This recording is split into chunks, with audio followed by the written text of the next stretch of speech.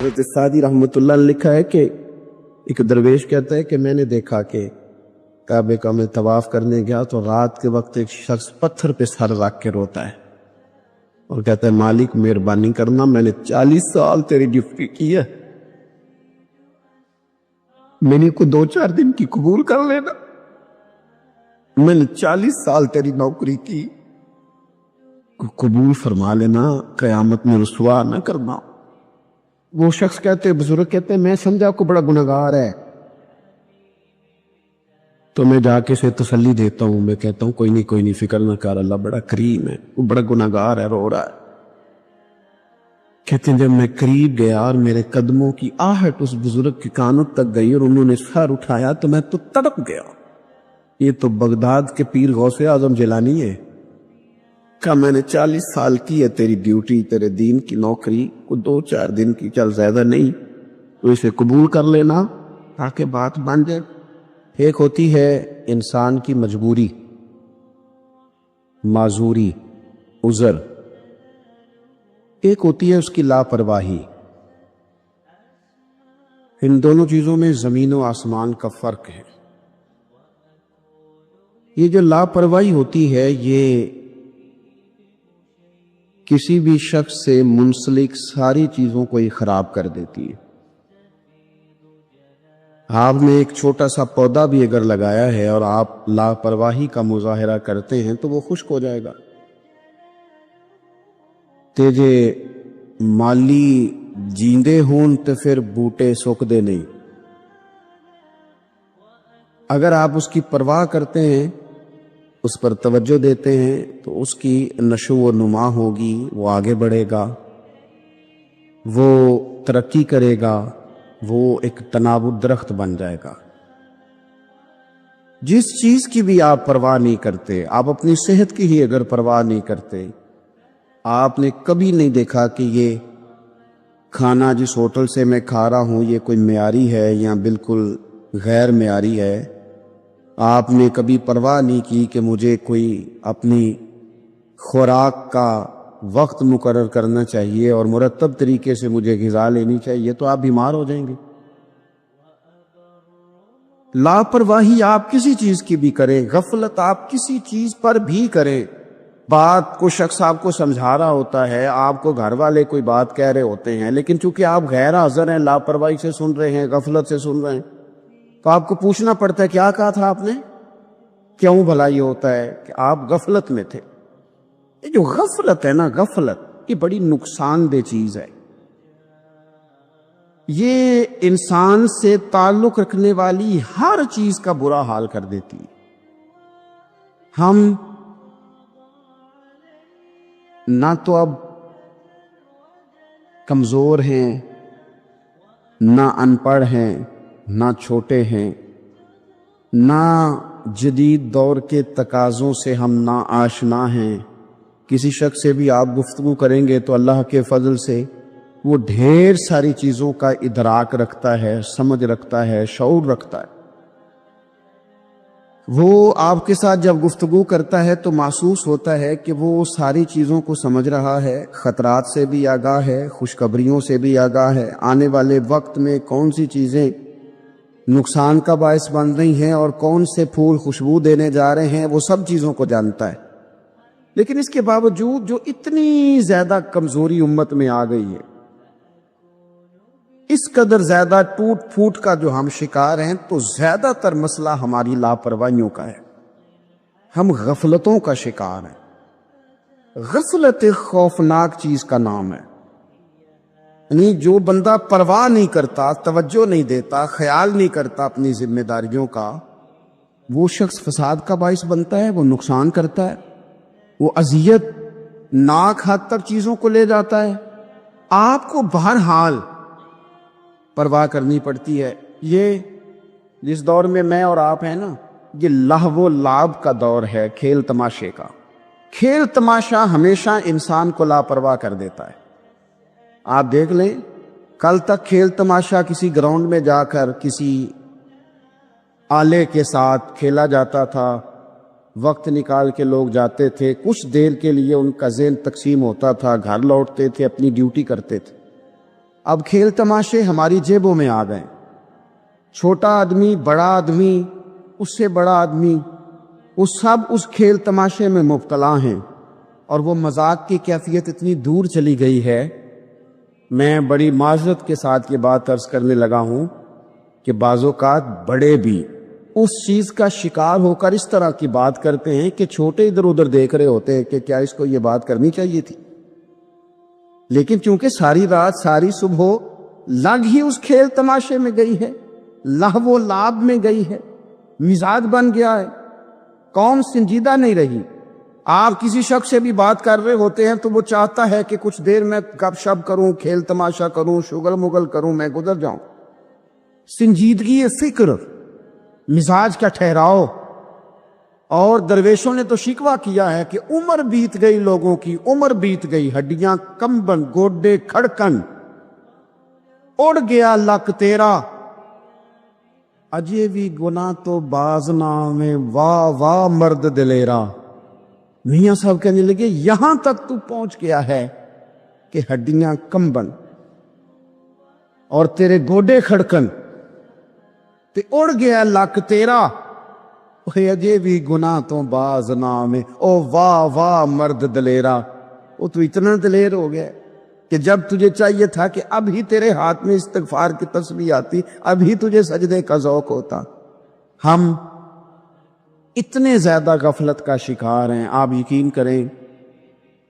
دیکھو، معافی ہوتی ہے عذر کی، معافی ہوتی ہے معذوری کی، غفلتوں کی معافی. جب ہم اسکول میں پڑھتے تھے، مدرسے میں پڑھتے تھے، تو جس بچے کا پتہ چل جاتا تھا نا یہ بیمار تھا، اسے مارنی پڑتی تھی. جس کا پتہ چل جاتا تھا نا کہ اس کے گھر میں کوئی پریشانی آ گئی تھی، اسے مارنی پڑتی تھی. غصہ دلانے والی بات یہ ہوتی تھی کہ گھر والے کہتے تھے کہ ہم نے تو بھیجا تھا، صبح تیار کر کے بیگ دے کے اس کو روانہ کیا تھا، اور جب پتہ چلتا تھا نا کہ یہ آیا نہیں، وہاں بیٹھ کر وقت گزارا، وہاں بیٹھ کر وقت گزارا. اب یہ وہ مسئلہ تھا کہ استاد اس پر یوں ہوتا تھا کہ جس طرح وہ پورے جلال میں آ گئے. اس بات نے انہیں اتنا غصہ دلا، تو بیٹھا رہا، جان بوجھ کے نہیں آیا. اس کو شدید مار پڑتی تھی. جب ہم بڑے ہوئے، کتاب و سنت کو دیکھا تو کچھ چیزیں عجیب سی سمجھ میں آئیں.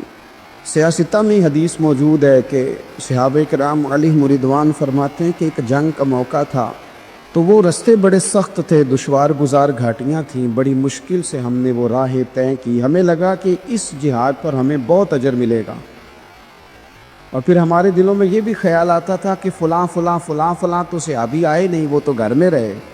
اللہ کے محبوب صلی اللہ تعالیٰ علیہ وسلم نے ہمارے ان خیالات کو بھانپا اور کریم فرمانے لگے تمہیں اس جہاد پر بڑا اجر ملے گا، لیکن یاد رکھنا تمہارے کچھ بھائی ہیں جو گھروں میں بیٹھے ہیں، مجبوریوں نے، آزمائشوں نے، پریشانیوں نے، عذر نے انہیں آنے نہیں دیا. جتنا تمہیں صبر کر کے، مشقت جھیل کے، سفر کر کے جہاد کا ثواب ملے گا، اتنا ہی انہیں گھر بیٹھے بیٹھے بھی ثواب ملے گا. آئے نہیں. یہ کس بندے کا معاملہ ہے جو عذر والا ہے؟ اور اگر کسی کے اجتہاد میں غفلت ہو گئی، حضرت کعب بن مالک رضی اللہ تعالی، یہ بھی صحیح بخاری میں، کل چلا جاؤں گا، حضور تو جہاد پہ چلے گئے لیکن اجتہاد میں غفلت ہو گئی، کل چلا جاؤں گا، پرسوں جاؤں گا، ترسوں، فرماتے میں جا ہی نہیں سکا، حضور واپس آ گئے. جن منافقوں نے جھوٹ بولے جا کے کہ یہ مسئلہ ہو گیا تھا، یہ مسئلہ ہو گیا تھا، ان کو تو مل گئی معافی، لیکن میں چونکہ مخلصین میں سے تھا خدا کے فضل سے، اور ہو گئی تھی غفلت. 50 دن نبی کریم مجھ سے ناراض رہے. 50 دن اللہ کے لیے، تو رب کے رستے میں جہاد کرنے نہیں آیا. 50 دن حضور ناراض رہے. فرماتے تھے مدینے کی گلیاں میری تھیں، سب میرے اپنے تھے، پر کریم جو ناراض تھے تو کوئی پھر سلام بھی نہیں لیتا تھا. مجھے یوں لگتا تھا کہ مجھے دیکھ کر ہوائیں اور فضائیں بھی رستے بدل جاتی ہیں. 50 دن میں مسجد میں آتا تھا، جب میں چہرہ ادھر کرتا تو حضور مجھے دیکھتے، اور جب میں حضور کو دیکھتا تو کریم چہرہ بدل لیتے. میں ویکھاں تے یار نہ ویکھے، کہ جدو نہ ویکھاں ادوں ویکھے. ایڈے نصیب کتھوں تکڑی دے میرے وچ ویکھن دے ویکھے غلام فریدا بوئے یار دے مرنا ہے پاویں ویکھے یا نہ ویکھے. ختم ہو گئی بات. حضرت کعب بن مالک کہتے 50 دن کے بعد پھر رب کریم نے میری توبہ قبول کی اور مدینے والے رسول نے اعلان فرمایا جو عذر کی وجہ سے نہیں جا سکے مجبوری سے انہیں گھر بیٹھے بیٹھے ثواب ہے، لیکن جن کے اجتہاد میں غفلت ہوئی، سمجھنے میں غفلت ہوئی، کل پرسوں ترسوں چلے جائیں گے، ان سے 50 دنوں کی ناراضگی ہے. کتنے لوگ ہیں جن کی فجر گزر جاتی ہے بستر پہ، زور گزر جاتی ہے پھٹے پہ گپوں میں، عصر گزر جاتی ہے چائے پینے میں، مغرب اور عشاء موبائل پہ لیٹے لیٹے بیت جاتی ہے، اور ان سے آپ گفتگو کریں تو وہ دانشور ہیں، آپ بات کریں تو پنچایت ختم کرنے والے لوگ ہیں، آپ ان سے بات کریں تو وہ عالمی سیاست پر نظر رکھتے ہیں، آپ گفتگو کریں تو شعور کی اعلیٰ گتھیاں سلجھاتے نظر آتے ہیں. خدا مجھے ایسی خدائی نہ دے کہ اپنے سوا کچھ دکھائی نہ دے. یہ غفلتیں ہیں، یہ شورش ہے، یہ اپنے منہ سے خود میاں مٹھو بننا ہے. اس غفلت کو تھوڑا سا توڑا جائے ورنہ زنگ لگ جاتا ہے صلاحیتوں کو. جو لوگ تھوڑے دن موٹر سائیکل نہیں نہ چلاتے ان کے لیے مشکل ہو جاتا ہے پھر اس کو سٹارٹ کرنا بھی. ہمارے استاد کہا کرتے تھے جو لوگ پڑھاتے نہیں انہیں کتابیں بھولنے لگ جاتی ہیں، جو لوگ کوئی کام کرتے نہیں پھر وہ آہستہ آہستہ وہ زنگ آلود ہو جاتا ہے، وہ کہتے ہیں اب نہیں ہو سکتا تم سے، اب مشکل ہے. سجنوں، دوستوں، بزرگوں، بھائیوں، جو لوگ شروع میں عبادتوں کے عادی نہیں ہوتے، وقت ضائع کرتے ہیں، بڑھاپے میں دل کرتا ہے توبہ ہو جائے، لیکن اپنے ماتھے کو سجدے کی عادت ہی نہیں ڈالی. یہ جسم جھکنا اس کا عادی نہیں ہوا کہ رب کی بارگاہ میں جھکے، اس کا مزاج ہی نہیں تہجد پڑھنے کا. سارا کچھ ہو جاتا ہے. میں نے سیاست کرنے والے، پنچایت ختم کرنے والے، چدراہٹ کرنے والے، وزاداری رکھنے والے راتوں کو تہجد پڑھتے بھی دیکھے ہیں. میں نے قرآن پاک سے پیار کرتے دیکھے ہیں. میں گواہ ہوں بہت سارے لوگوں کا. یہ کام ہو جاتا ہے. شرط یہ ہے کہ بندہ اپنی غفلت کی پٹی تھوڑی دیر کے لیے کھولے. دوسری بات یہ کہ ہم خوش فہمیوں میں بڑا زندہ ہیں، بڑا زندہ ہیں، بڑا یعنی 2 4 5. کچھ لوگ کہتے ہیں اللہ کریم بڑا ہے. اللہ اگر کریم بڑا ہے نا میرے بھائی تو نبی پاک صلی اللہ علیہ وسلم نے فرمایا وہ بڑا بیوقوف ہے جو خدا کی رحمت کی امید بھی رکھے اور اللہ کو ناراض بھی کرے، تو بیوقوف بندہ ہے. اگر وہ کریم ہے تو پھر تو محبت میں ہی اس کی بات مان، بات تو پھر بھی نہیں مان رہا. کچھ لوگ کہتے ہیں نبی پاک صلی اللہ تعالیٰ علیہ وآلہ وسلم شفاعت کریں گے. بھئی ہمارا تو سہارا ہی اس بات پہ ہے، حضور سفارش کریں گے، پر نبی پاک نے درجنوں جگہوں کہا ہے جو میرے طریقے پہ نہ چلے فلیس منا، مجھ سے نہیں. حضور نے فرمایا جو بڑے کی توقیر نہ کرے، چھوٹے پہ رحم نہ کرے، وہ مجھ سے نہیں. فرمایا جو ملاوٹ کرے وہ ہم میں سے. تو یہ حدیثیں بھی تو یاد رکھو نا. شفاعت کی بات انکار نہیں، حضور گناہگاروں کی ہی کریں گے، لیکن یہ حضور نے جو ہمیں اسباق پڑھائے یہ کس لیے پڑھائے؟ یہ بھی تو ہماری سمجھ کے لیے ہے نا. یہ ساری چیزیں ہم نے غفلت بنا کے اپنے اوپر اوڑھ لی. اور پھر سب سے بڑی بات یہ، جو لوگ جنت کے وارث اور مالک ہیں نا، کریم محبوب نے فرمایا یہ جو میری بیٹی فاطمہ ہے جنتی عورتوں کی سردار ہے، تو یہ تو جنت کی مالکہ اور وارثہ ہیں. وہ تو ساری رات ہی نماز پڑھتی تھی، سارا دن عبادت کرتی تھی. پاک سب سے زیادہ تو ان کو تھا، تو یہ تو 1 منٹ کے لیے مصلی سے جدا نہیں ہوئے. اور جنہوں نے صرف امید لگائی ہے، کوئی ان کے پاس ڈگری نہیں، وہ بن کے بیٹھ گئے ہیں. وہ کہتے ہیں جناب جنت مطلب ہم جسے کہیں کہ معاذ اللہ وہ جائے گا، دوسرے کو جانے دیتے ہیں.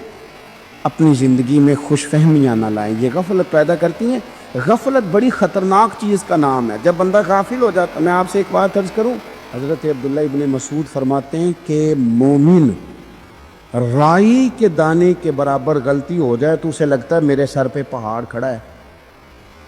اور فرمایا جو منافق ہوتا ہے نا، وہ پہاڑ کے برابر گناہ کر کے کہتا ہے بات ہی کوئی نہیں، فلانا بھی کرتا ہے، یہ بھی کرتا ہے، ساری دنیا کر رہی. یہ نفاق کی علامت ہے، اگرچہ بعض نے اسے نفاق عملی کہا، اعتقادی نہیں کہا۔ عزیز دوست، جب آپ چھوٹی گناہ چھوٹی غلطی کرتے ہیں تو پھر وہ چھوٹی چھوٹی غلطیاں پہاڑ بنتی ہیں، چھوٹی چھوٹی۔ وہ حضور نے فرمایا نا، جب تو ایک گناہ کرتا ہے تو تیرے دل پہ ایک دھبا لگتا ہے، نہ توبہ کرے تو دوسرا لگتا ہے، نہ کرے تو تیسرا، پھر دل کالا سیاہ ہو جاتا ہے۔ چھوٹی چھوٹی غفلتیں بڑی غفلتوں کو جنم دیتی ہیں، چھوٹی چھوٹی کمزوریاں بڑی کمزوریوں کو لے کے آتی ہیں۔ اسی طرح بخاری مسلم میں حدیث ہے، نبی پاک صلی اللہ تعالیٰ علیہ وسلم نے فرمایا کچھ لوگ کھلم کھلا گناہ کریں گے قیامت کے قریب۔ اعلانیہ، یا رسول اللہ صلی اللہ علیہ وسلم وہ کس طرح؟ تو حضور فرماتے ہیں انہوں نے رات کو غلطی کی تھی، رب نے ان کی غلطی پر پردہ ڈال دیا، انہوں نے سویرے اٹھ کے خود لوگوں کو بتانا شروع کیا، اور دیکھا میں نے رات یہ کیا، معاذ اللہ۔ فرمایا جب انہوں نے اللہ کے پردے کو کھولا تو پھر رب نے بھی ان کا پردہ کھول دیا۔ او میرے دوستو، بتاؤ نا، جس کے رب پردے کھول دے پھر کون ہے جو اس کی پردہ داری کرے؟ کون ہے جو پردہ پوشی کرے؟ حضور فرماتے اس نے کلم کلا گناہ، فخر سے بتاتے ہیں لوگ یہ کرتا۔ میں بڑے ادب سے عرض کروں گا بزرگوں کی خدمت میں جو بڑی عمر کے ہیں، جن کی اب اولادیں ہیں، اگر ان کی زندگی میں کچھ ایسی کمزوریاں ہیں تو بچوں کو سمجھانے کے لیے بھی اس کو ڈسکس نہ کریں۔ ہم یہ کرتے تھے، ہم یہ کرتے تھے، اس کا کوئی فائدہ نہیں، یہ ہم کر کے دیکھا ہے سارا کچھ۔ نہ نہ نہ نہ، جس طرح گناہ ہے اس طرح گناہ کا اظہار بھی گناہ ہے۔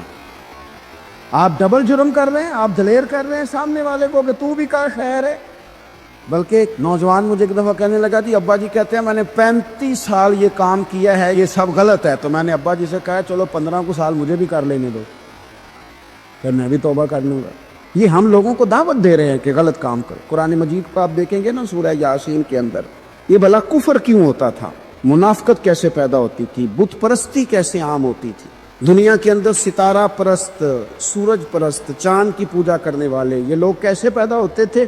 غفلت کی وجہ سے۔ جیسے جیسے یہ اللہ کی بارگاہ سے دور ہوتے جاتے، یہ مختلف قسم کی عبادتوں میں، شرک میں، کفر میں مبتلا ہوتے جاتے۔ قرآن مجید سورہ یاسین کے اندر ارشاد فرماتا ہے کہ اللہ تبارک و تعالیٰ نے قرآن مجید کو اس لیے اتارا ہے لِتُنذِرَ قَوْمًا مَا أُنذِرَ آبَاؤُهُمْ، تاکہ آپ ان لوگوں کو ڈرائیں جن کے باپ دادا کو نہیں ڈرایا گیا۔ اور نتیجہ کیا ہوا؟ فَهُمْ غَافِلُونَ، وہ لوگ غفلت میں چلے گئے، ڈرایا نہیں گیا، سمجھایا نہیں گیا، کسی نے سبق نہیں پڑھایا۔ تو میں آپ سب سے گزارش کروں گا کہ خیر کی بات بتاتے رہیں، خیر کی بات کہتے رہیں۔ خیر کی بات جو ہوتی ہے یہ فائدہ کرتی ہے ہمیشہ، تو غفلتیں اپنی دور کرنی چاہیے۔ دوسرا یہ ہوتا ہے، ایک تو انسان جب وہ دور ہو جاتا ہے چھوٹے چھوٹے گناہ کر کے تو غفلت آتی ہے۔ دوسرا قرآن پاک نے ایک اور مقام پر اس کا ذکر فرمایا ہے، وہ اس طرح فرمایا ہے کہ جو انسان کی پیاری چیزیں ہیں نا، بعض اوقات جن سے وہ لگاؤ پیدا کر لیتا ہے، جن سے محبت اس کی بڑھ جاتی ہے، وہ چیزیں بھی غفلت پیدا کرتی ہیں۔ ان میں 2 چیزوں کا تو قرآن پاک نے نام لے کے ذکر کیا ہے۔ ویسے وہ ڈھیر ساری چیزیں ہیں، 1 2 3 نہیں۔ سیاست بھی بندے کو غافل کرتی ہے، دوستوں کی کثرت بھی بندے کو غافل کرتی ہے، کھیل تماشا بھی غافل کرتا ہے، پیسے زیادہ آنے لگ جائیں تو وہ بھی بندے کو غافل کرتے ہیں، تعریف کرنے والے زیادہ ہو جائیں تو وہ بھی غفلت میں مبتلا کر دیتے ہیں۔ بندہ کسی کرسی پہ بیٹھ جائے تو پھر بھی ادھر ادھر دیکھنے کو تیار نہیں ہوتا۔ یہ ساری چیزیں غافل کرتی ہیں، لیکن 2 چیزوں کا نام لیا قرآن پاک نے، فرمایا یا ایھا الذین آمنوا لا تلھکم اموالکم ولا اولادکم عن ذکر اللہ۔ فرمایا اے ایمان والو، کہیں ایسا نہ ہو کہ تمہاری اولاد اور تمہارا مال تمہیں اللہ کی یاد سے غافل کر دے۔ مال اور اولاد، بیوی کو، اولاد کو ایک مقام پہ قرآن پاک نے دشمن بھی کہا ہے۔ کب؟ جب یہ تمہیں کہیں کہ حرام کما کے لاؤ، جب یہ تمہیں کہیں کہ ہمیں جس طرح کا مرضی مال دو، جب یہ تمہیں کہیں ناجائز کرو، یہ دشمنی کر رہے ہیں تمہارے ساتھ۔ یہ مال اور اولاد یہ بندے کو غافل کر دیتے ہیں۔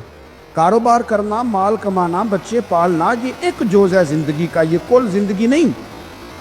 کل زندگی تو یہ ہے کہ آپ نے دین کے لیے کیا کیا، ملت کے لیے کیا کیا، ملک کے لیے کیا کیا، غریب کے لیے کیا کیا۔ کبھی کسی بندے نے جھونپڑیوں والوں سے پوچھا ہے کہ بارشوں میں تمہارا کیا حال ہوتا ہے؟ وہ کچی آبادیاں جہاں سے گزر کے ہم اپنے بچوں کو دکھاتے ہیں کہ یہ دیکھو یہ پرانے مکان سارے اسی طرح کے ہوتے تھے، کبھی ان لوگوں سے آپ نے پوچھا ہے جو ساری رات چھتوں کے نیچے بالٹیاں رکھ کے وقت گزارتے ہیں کہ چھت ٹپکتی ہے؟ ان سے پوچھا ہے کہ رات بچے سو پائے تھے کہ نہیں؟ اچھا جی بارش ہو رہی ہے تو پھر ہم نے کیا کرنا تھا؟ ہم نے گھر والوں کو پکوڑوں کا آرڈر دینا تھا، وہ وقت پہ دیا۔ ہم نے کہا تھا کوکنگ آج اپنی۔ یہ کب ہوتا ہے؟ جب قومیں غافل ہو جاتی ہیں مال میں، مزوں میں، اپنی ذاتی زندگی کے پیچ و تاب میں، پھر وہ اتر کر دائیں بائیں دیکھنا پسند نہیں کرتی۔ اللہ فرماتے ہیں مال اور اولاد کہیں تمہیں اللہ سے غافل نہ کر دے، کہیں ایسا نہ کر بیٹھنا کہ تم اس میں الجھ جاؤ پوری طرح اور تمہیں صرف اور صرف اپنے بچے یاد رہ جائیں۔ تجارت کرنی چاہیے لیکن ہم تجارت نہیں کرتے، بانی تاجر جاتے ہیں، ہر چیز کو تجارت کی نظر سے دیکھتے ہیں۔ ڈاکٹر آپ بنے لیکن زندگی ساری ہی آپ ڈاکٹر بن کے نہ گزاریں، آپ کے کچھ اور تعلقات بھی ہیں، کچھ اور رشتے بھی، ان پر بھی تھوڑا غور کر لیں۔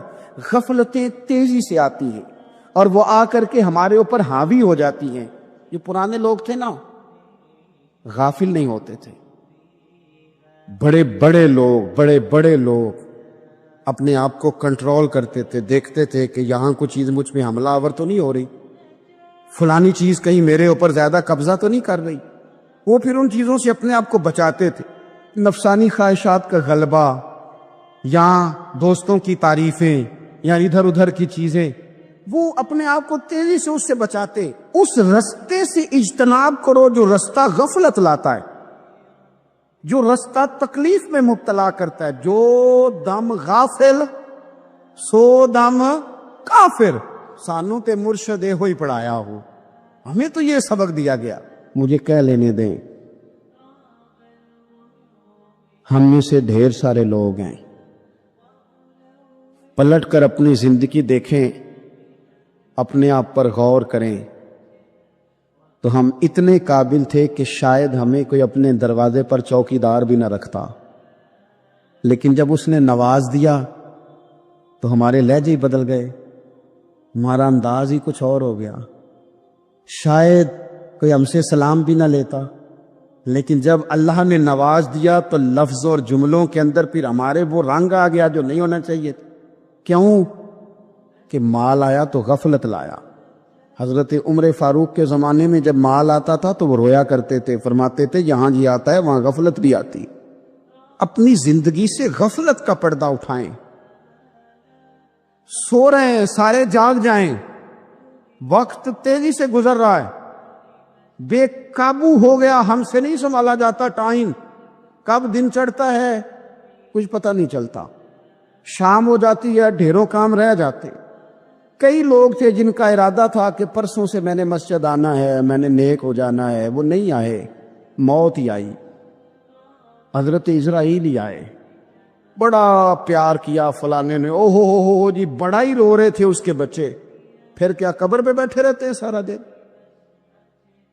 پھر کیا کیا انہوں نے بچوں نے؟ کسی نے کہا میں نے ساتھ جانا ہے، نتیجہ کیا نکلا؟ پیار کس بات کا تھا؟ حضرت عبداللہ ابن مبارک کا آخری وقت تھا تو اماں رو رہی، بہن رو رہی، بھائی رو رہے ہیں، بیوی رو رہی، بچے رو رہے ہیں، آخری ٹائم ہے تو اماں سے کہنے لگے روتی کیوں ہو؟ کہنے لگی پتر بیٹے تو اور بھی ہیں پر جس طرح دوائی تو لا کے دیتا تھا کوئی بھی نہیں دیتا۔ فرمانے لگے بہنوں سے اور بھائیوں سے تم کیوں روتے ہو؟ کہنے لگے تو موجود تھا تو ہمیں کوئی ڈر نہیں تھا، ہر مشکل میں تو پہنچ جاتا تھا۔ بچوں کی طرف دیکھ کے کہو تم کیوں روتے ہو؟ وہ کہنے لگے ابا جی ابھی تو ہمارے بیاہ ہونے تھے اور آپ جا رہے ہیں۔ بیوی سے کہا تو وہ کہنے لگی بادشاہی تو تیرے سر پہ تھی، یہ بچے پوچھیں گے مجھے؟ تو حضرت عبداللہ ابن مبارک نے سر سجدے میں رکھا اور کہنے لگے مالک میں سمجھ رہا تھا یہ مجھے رو رہے ہیں، یہ تو اپنی ضرورتوں کو رو رہے ہیں، میرا خیال تھا کہ میرے جانے کا انہیں ڈر لگا ہوا۔ نہ ان سب کو تو اپنا اپنا مسئلہ ہے کہ میرا کیا بنے گا تو میرا کیا بنے گا تو میرا کیا بنے گا، پھر کھول کے روئے اور سب کی طرف دیکھ کے کہنے لگے اور تمہارا تو مسئلہ پیچھے حل ہو ہی جائے گا، اکٹھے بیٹھے ہو، میں سوچ رہا ہوں قبر میں جاؤں گا تو میرا کیا بنے گا۔ رب کی بارگاہ میں حاضر ہونا ہے، سوال جواب ہونے ہیں، حساب دینا ہے۔ وہ مجھ سے کڑے سوالات پوچھے گا تو کتنا لئی تو پاپ کمائے، دس نہ ان کتھے نہیں ہو تیرے کر دے، بلا ان کو تیرے حصے کا حساب۔ میرے عزیز، غفلت کی बुक्कल खोल देनी चाहिए, वो दरवाजा बंद करें जहां से गफलत आती है। खुदा रहा कोई नहीं, आप यकीन करें, रस्मी दुआएं रह गई हैं, रस्मी रस्मी। 2 मोबाइल हाथ में पकड़े होते हैं, कुल के टाइम पुत्र में 2 मोबाइल, और 2 मोबाइल पकड़ के वो कह रहा होता है मौली साहब बात दुआ 5 मिनट और लंबी कर देना, देग में जरा देर है। ओ तू इधर बैठो, छोड़ देग को, तेरा तो बाप चला गया, रो बैठ के मुसल्ले पे, मालिक से कह उसे माफ कर दे। ओ तू आज ही अफसर बन गया है, तेरे लहजे में आज ही कुछ और आ गया, तुझे तो 3 दिन में ही हर शय भूल गई, 3 दिन में ही। तू तीसरे दिन इस तरह के लफ्ज अदा कर रहे हैं कि जिनसे महसूस होता है कोई 2-4 दिन भी कोई कहीं बैठ के दुआ करता है। अपनी गफलत का दरवाजा खोलें, वरना अक्सर आंखें तब खुलती हैं जब आंखें बंद होने का टाइम आ जाए। एक बात सिर्फ अपनी जिंदगी में तारी कर लें, इसको भूले नहीं कभी, अपना हिसाब खुद करें। जिस तरह हम पैसे, सारे दोस्तों के साथ सारी चीजें ठीक हैं, लेकिन अगर जाती पैसे गिनने हों तो वो अंदर से लोग दरवाजा बंद करके अपने बाल बच्चों के साथ गिनते हैं, उनमें लोगों की शराकतदारी पसंद नहीं करते, क्योंकि जाती मसला है। और ठीक है बात, भाई किसी का जाती मसला है, वो ठीक कर रहा है जो भी कर रहा है। इस तरह जो हमारे जाती मामलात है ना, रूहानी मामलात, अपनी नमाजों का हिसाब करें, अपनी गुफ्तगू का हिसाब करें, अपनी सोचों का हिसाब करें, हलाल खा रहे हैं हराम खा रहे हैं खुद हिसाब करें, अकेले बैठ के हिसाब करें, जान छुड़ाएं थोड़ी देर मोबाइल से, तन्हा बैठ के थोड़ी देर मुराकबा करें, खुदा की नेमत कितनी है, जवाब में शुक्र हमारा कितना, इसका हिसाब करें, अपना हिसाब करें। और हजरत उमर फारूक का वो जुमला याद रखें, फरमाया करते थे अपना हिसाब कर लो इससे पहले कि तुम्हारा हिसाब किया जाए। ये ना हो कि फिर रब रसूल हिसाब करें और तुम्हारे लिए मुश्किल हो जाए। अपना हिसाब करें। जिंदगी के मामलात में जितनी गफलतें हैं, वो मतलब मेरे अब्बा जी कहा करते थे पुत्र छाल मार के निकलो बिस्तरे चो, तो वो थोड़ा सा ना एक दफा छलांग लगा के बाहर आए, और पहला कतरा ही बनना होता है बारिश का, और कुछ भी नहीं होता। पहला कतरा बन जाए, निकल आए, तोड़ दें वो सारे बुत जो हमें गफलत में मुब्तला करते हैं। जिंदगी में फैसले जल्दी कर लेने चाहिए, हम फैसले नहीं कर पाते और टाइम हमारे जाने का आ जाता है वक्त। वो एक नौजवान एक दफा लिखा था कि मैंने अपने घर वालों से कहा कि अब मैंने दाढ़ी रखनी है और कुछ मैंने इबादत की तरफ सफर करना है, तो मेरी वालदा कहने लगी कि पुत्र अजय टाइम नहीं। तो कहते मेरी अम्मा स्कूल टीचर थी, पढ़ी लिखी थी, मैंने कागज कलम ला के वालदा को दिया, मैंने कहा अम्मा मुझे आप वो टाइम बता दें जो नेक होने का है, मैं फिर उस टाइम ही शुरू कर लूंगा। तो कहते मेरी अम्मा ने कागज कलम देखा और मेरा अंदर का जज्बा देखा, तो मां थी ना, रोई पड़ी, कहने लगी पुत्र रख तू, मैं तेरे लिए दुआ करूंगी, अल्लाह तेरी मदद करेगा। तो टाइम तो आ गया है, वक्त तो करीब है। अल्लाह फरमाते हैं इक़्तरब लिन्नास हिसाबुहुम वहुम फी गफलतिन मुरिदून। बस इस आयत का तर्जुमा कभी ना भूलना। रब फरमाता है लोगों के हिसाब का वक्त करीब आ गया है और वो अभी भी गफलत में मुंह फेरे हुए। टाइम तो हिसाब का आ गया, हड्डियां कंबन ते गोडे खड़कन ते उड़ गया लक तेरा, अजे भी गुनाह तो बाज ना में, वाह वाह मर्द दलेरा। एक सियाबी कहते हैं मुझे अक्सर ये हुजूर का फरमान सुनता तो मेरे दिल में ख्याल आता आखिर अल्लाह किस तरह बरकत देता है, अल्लाह आखिर अल्लाह किस तरह से नवाजता है, रंग क्या है। कहते मैं ये बात सोच के ना तो मुझे कज़ाए हाजत की हाजत हुई, पखाना पेशाब के लिए मैं निकला तो एक जगह दूर जाके मैं बैठा खेतों में, दूर जाके कहते मैं पेशाब कर रहा था तो एक चूहा अपने बिल से निकला और एक हीरा मेरे पास रख गया।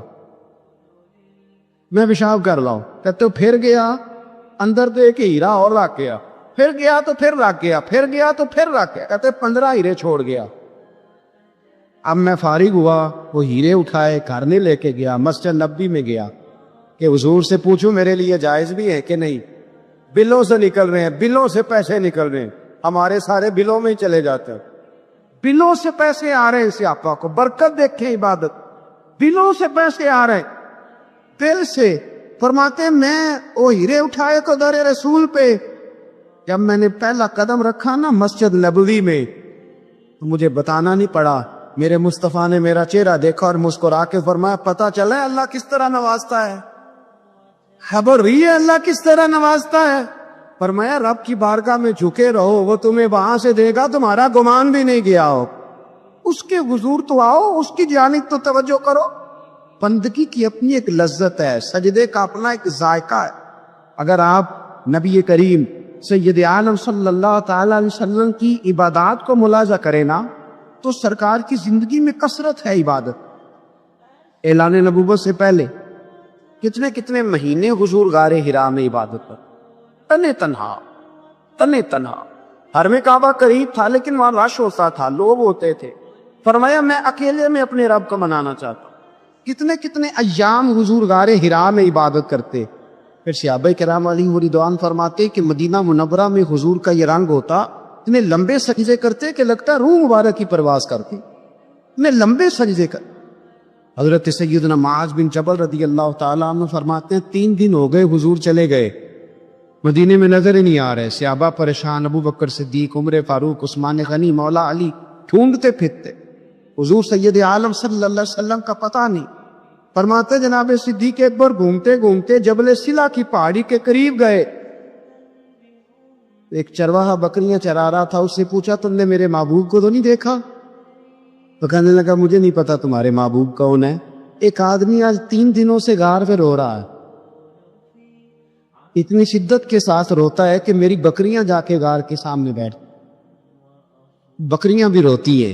میں بڑا کھینچتا ہوں پر لوٹتی نہیں, رات کو گھر لے کے جاتا ہوں تو جاتی نہیں, سویرے باڑے سے نکالتا ہوں تو دوڑی ہوئی آتا, پھوٹ پھوٹ کے روتی ہے. لیکن حال یہ ہے کہ دودھ پہلے سے بھی زیادہ دیتی ہے. حضرت ابو بکر صدیق کہنے لگے یہی تو میرے رسول پاک علیہ الصلوۃ والسلام کے نبی ہونے کی علامت. اسی صحابہ کو بلایا. 3 دن سے حضور سجدے میں.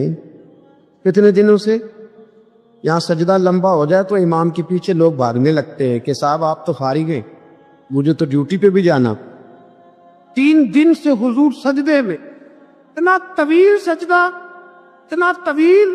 صحابہ کہتے ہیں قدموں میں جا کے لگے, ماموں کو پاس کریں آ جائیں. حضور نے فرمایا رب نے سورہ ہود نازل کر دی ہے, سخت حکم آ گئے ہیں. وہ کہتا ہے میں تیری امت سے حساب پوچھوں گا, میں اپنے رب کو منا رہا ہوں. بکر جاؤ مجھے منا لینے دو.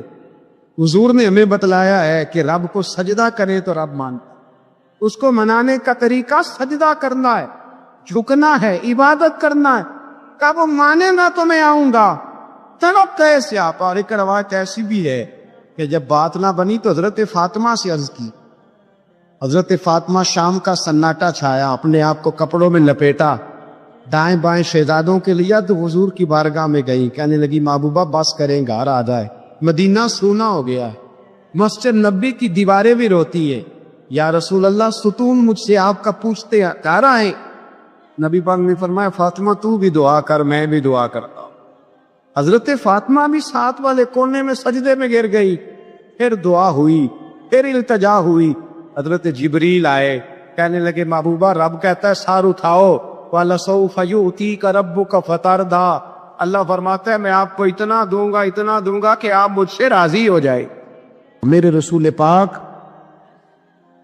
علیہ وسلم نے فرمایا بندہ اللہ کے سب سے قریب اس وقت ہوتا ہے جب وہ سجدے کی حالت میں ہوتا ہے.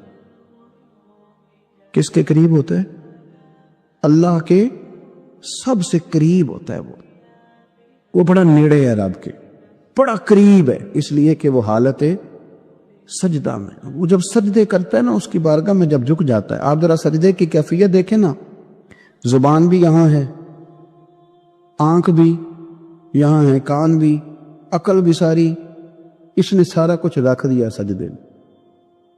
آپ وہ کبھی پیچھے جائیں تو دیہاتوں میں کہا جاتا تھا ناک سے نکیریں نکالو, بہت بڑی سزا ہوتی تھی نا, ناک سے نکیریں نکالو, بڑی سزا ہوتی تھی. تو اس نے کہا مالک مجھے کسی نے کہا نہیں, پر دیکھنا میں نے رکھ دی ساری عقل سجدے میں, اور رکھ کے کہا کیا سبحان ربی یا اللہ, اللہ میں پست ہوں تو اعلیٰ ہے, اللہ تو میرا رب ہے اور تو سب سے اعلیٰ. اتنا، اور فرمایا جب یہ اس کیفیت میں ہوتا ہے تو پھر یہ اپنے رب کے قریب ہوتا. کثرت عبادت، نوافل. ہمارے ہاں عمرے کی قرآن اندازی محفلوں پہ ہونے لگ گئی ہے، حالانکہ حدیث سے ثابت نہیں. میں دوستوں سے کہتا ہوں جائز ہے، کرنی چاہیے، عمرے کی قرآن اندازی جائز ہے، پر کسی حدیث میں نہیں آئی کہ قرآن اندازی کرو عمرہ کرو. حدیث میں قرآن اندازی یہ آئی ہے کہ نبی پاک علیہ السلام نے فرمایا تمہیں پتہ چل جائے نا پہلی صف کا ثواب کتنا ہے، تم قرآن اندازی کرو. عمرے کی قرآن اندازی کا تو پوسٹر چھپتا ہے، تو یہ والی قرآن اندازی کب ہونی ہے؟ ہونی چاہیے کہ نہیں؟ حضور نے فرمایا تمہیں پتہ چلے کہ اس کا ثواب کتنا تو تم قرآن اندازی کرو، تم قرآن ڈالو. جب آپ نماز پڑھ رہے ہوتے ہیں، جب آپ کا مصلی آباد ہوتا ہے، صلاح الدین ایوبی ایک بزرگ سے ملاقات ہو گئی، بیت المقدس پر قبضہ تھا عیسائیوں کا. تو صلاح الدین بڑے پریشان تھے. وہ بابا جی کہنے لگے پتر کیا ہوا؟ کہنے لگے حضور پتہ چلا ہے دشمن کے 2 بحری بیڑے اسلحہ لے کے آ رہے. مسلمان پہلے ہی کمزور ہیں، اور اب اگر 2 بحری بیڑے اور آ گئے تو حضور مسئلہ بن جائے گا. تو میں پریشان ہوں کہ کس طرح یہ کم مسئلے والی ہماری فوج ہے کیسے مقابلہ کرے گی. تو بابا جی کہنے لگے پتر اس طرح کرنا، آج رات تو بھی دعا کرنا اور میں بھی کروں گا، تو بھی دعا کرنا. آپ ناراض نہ ہونا، ہم تو پیروں والے، ہم تو پیروں کے نوکر غلام ہیں، ہمارا تو گزارا ہی نہیں، ہمیں تو ملتا ہے سارا کچھ وہاں سے. پر میرا سوال یہ ہے کہ تعویذ لینے جاتے ہو نفل کیوں نہیں پڑھتے؟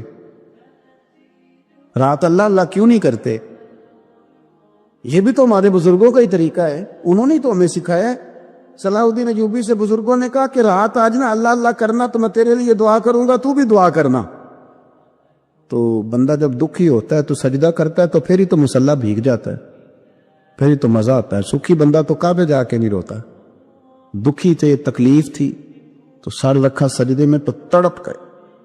اور وہ بابا جی کہتے ہیں میں مسجد آیا تو صلاح الدین چیخیں مار کے رو رہا تھا اور کہہ رہا تھا مالک میں کوئی اپنی شان کے لیے تو نہیں لڑ رہا، اللہ کو میں کوئی قبضوں کے لیے تو نہیں لڑ رہا، مالک تیرے لیے لڑ رہا ہوں، مجھے بے آبرو نہ کرنا، میری مدد فرمانا.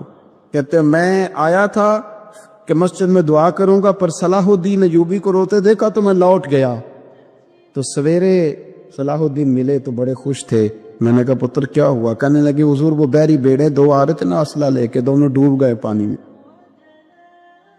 میں ڈوب گئے. تو بابا جی کہنے لگے صلاح الدین وہ پانی میں نہیں ڈوبے، وہ تیرے آنسوؤں میں ڈوب گئے، وہ غرق ہو گئے. وہ جو تو نے مصلی بات کیا تو وہ تیرے آنسوؤں میں ڈوب گئے، وہ غرق ہو گئے، وہ تباہ اتنے قیمتی تھے تیرے آنسو کے بہا لے گئے دشمن کے بحری بیڑوں کو. میرے بھائی ٹھیک ہو گیا جی، میرے عزیز سمجھ لیں اس بات کو ہمیشہ کے لیے، اور اس پر غور کرنے اچھے طریقے سے کہ میرے رسول کریم سید عالم صلی اللہ علیہ وسلم نے نا ہماری توجہ دلائی، حضور نے ہمیں بتلایا، ہمارا ذوق بڑھایا عبادت کی طرف. ایک صحابی تھے حضرت ابو فاطمہ رضی اللہ تعالیٰ عنہ، یہ ترمذی شریف کی حدیث ہے. نبی پاک علیہ السلام نے فرمایا ابو فاطمہ قیامت کے دن مجھ سے جلدی ملنا چاہتے ہو کہ دیر کے ساتھ؟ تو کہنے لگے حضور کون ہوگا جو دیر سے ملنا چاہے، ہم نے تو جان دے دی وعدہ دیدار پر. اعلیٰ حضرت فرماتے ہیں جان دے دی وعدہ اور نقد اپنا دام ہو ہی جائے گا. مجھے لگتا ہے کہ یہ سودا نقد و نقد ہو جانا ہے، کیونکہ ہم نے جان دے دی وعدہ دیدار پر. آپ نے وعدہ کیا تھا کہ مریں گے تو پھر زیارت ہوگی، تو مر گئے ہم زیارت کی خاطر. جان دے دی وعدہ دیدار پر تو نقد اپنا دام ہو ہی جائے گا. اے رضا ہر کام کا ایک وقت ہے، دل کو بھی آرام ہو ہی جائے گا. تو حضرت ابو فاطمہ رضی اللہ تعالیٰ عنہ سے نبی پاک صلی اللہ علیہ وسلم نے فرمایا جلدی ملنا چاہتے ہو کہ دیر سے؟ عرض کی حضور فٹافٹ ملنا ہے، میں نے قیامت کے دن آپ سے جلدی ملنا ہے. تو نبی پاک علیہ السلام نے فرمایا پھر اس طرح کرنا، دنیا میں رہ کے سجدے زیادہ کرنا، پھر سجدے زیادہ کرنا، قیامت میں ملاقات جلدی ہو جائے گی، قرب ملے گا تمہیں. اپنے بچوں کے اندر لیکن نا ہم شوق پیدا کرتے ہیں، ہمیں صحیح لفظ نہیں بولنے آتے پر ہم بچوں میں شوق پیدا کرتے ہیں کہ پتر ڈاکٹر بن جائے گا تو بڑا نفع کرے گا، تو لوگوں کی خدمت کرے گا، ملک و ملت کی خدمت کرے گا، تیرے ابا کا نام روشن ہوگا، تیرے دادا کی تعریفیں ہوں گی. ہم یہ ذوق پیدا کرتے ہیں. ہم اپنے نوجوانوں کے اندر یہ فکر پیدا کرتے ہیں، انہیں ہم سمجھاتے ہیں کہ میاں جب تم پڑھو گے، محنت کرو گے تو فلاں آدمی کی طرح تمہارا نام ہوگا۔ یہ جتنا ذوق ہم بچوں کے اندر ان چیزوں کا پیدا کرتے، ہمیں حکم ہے کسی طرح ہم ذوق پیدا کریں کہ پتر نماز پڑھے گا تو اللہ راضی ہو جائے، تو سجدہ کرے گا۔ دیکھیں نا میرے رسول کریم علیہ السلام نے فرمایا 7 سال کے بچے کو مسجد لے کے جاؤ، یعنی اسے شوق دلاؤ، اس کے اندر یہ خاصیت پیدا کرو کہ اس کا دل کرے مسجد میں جانے، اس کے اندر یہ خصوصیات لاؤ کہ وہ ہمارے ہاں نا ہر چیز کو پروموٹ کیا جا رہا ہے، ہر چیز کو، یعنی سر سنگیت سکھانے کے لیے اکیڈمیاں بن گئی ہیں، ہر شے پروموٹ ہو رہی ہے، عبادت کا جذبہ کم ہوتا جا رہا ہے، اللہ کا ذوق ہمارے اندر نہیں رہا۔ اور اتنا مشکل ہم نے اپنے لیے بنا لیا ہے کہ وہ بندہ جو بڑی زبردست مذہبی گفتگو کر رہا تھا اور تگڑی بات کر رہا تھا، کیا بات ہے، لیکن نماز کے بارے میں کمزوری دکھا جاتا ہے، نوافل کے بارے میں وہ چپکے سے نکل جاتا ہے۔ امام احمد بن حنبل رحمۃ اللہ تعالی علیہ، مسند امام احمد بن حنبل 14 جلدوں میں ہے مارکیٹ میں، اور مجھے تو خیر پسند ہی بڑی ہے، میں نے کئی دفعہ پڑھی ہے، اور کیا بات ہے امام احمد بن حنبل کی، کیسے تگڑے قسم کے محدث تھے اور اللہ نے کتنا انہیں اعزاز عطا فرمایا ہوا تھا۔ یہ کوڑے بھی کھاتے تھے دین کی خاطر، سارا کرتا لہو سے بھر بھی جایا کرتا تھا، بڑا اعزاز والا شخص تھے، بڑے اعزاز والے، حدیثیں جمع کرنا، حدیثیں لکھنا، حدیث پڑھانا، سارا دن رہتے تھے، کہہ سکتے تھے کہ میں کر تو رہا ہوں کام، اور حدیث بھی موجود ہے کہ عالم عابد سے افضل ہوتا ہے، پر اس کے باوجود امام احمد بن حنبل رحمۃ اللہ علیہ 300 نفل فرض نمازوں کے علاوہ پڑھا کرتے تھے، 300 نوافل روز پڑھا کرتے تھے۔ ان کے بیٹے نے کہا ابا جی مکان خریدنا ہے تو کوئی جگہ کہاں کر کے لوں، بہت ساری آبادیاں، تو فرمایا پتر وہاں لینا جہاں مسجد قریب ہو۔ میرے رسول کریم سید عالم صلی اللہ علیہ وسلم اتنا پسند کرتے مسجد کو، اتنا پسند کرتے نماز کو، کہ رسول کریم صلی اللہ علیہ وسلم تہجد کی نماز بھی پڑھتے، پھر حضور فجر کی نماز بھی پڑھتے، نبی پاک وتر کو الگ کر کے پڑھتے، عشاء کے ساتھ نہیں پڑھتے۔ یہ تو ہم اس لیے اجازت دی ہمارے بزرگوں نے کہ بعد میں اٹھے گا کون علیحدہ وتر پڑھنے کے لیے، عشاء کے ساتھ پڑھ لیں، وتر پڑھتے، تہجد پڑھتے، فجر پڑھتے، اشراق پڑھتے، چاشت پڑھتے، پھر مغرب کی نماز کے بعد 6 رکعت اوابین پڑھتے، پھر رات کو صلاۃ اللیل پڑھتے۔ سیدہ عائشہ صدیقہ کہتی ہیں زمانہ سو جاتا اور میرے رسول مصلی بچھا کے کھڑے ہو گئے۔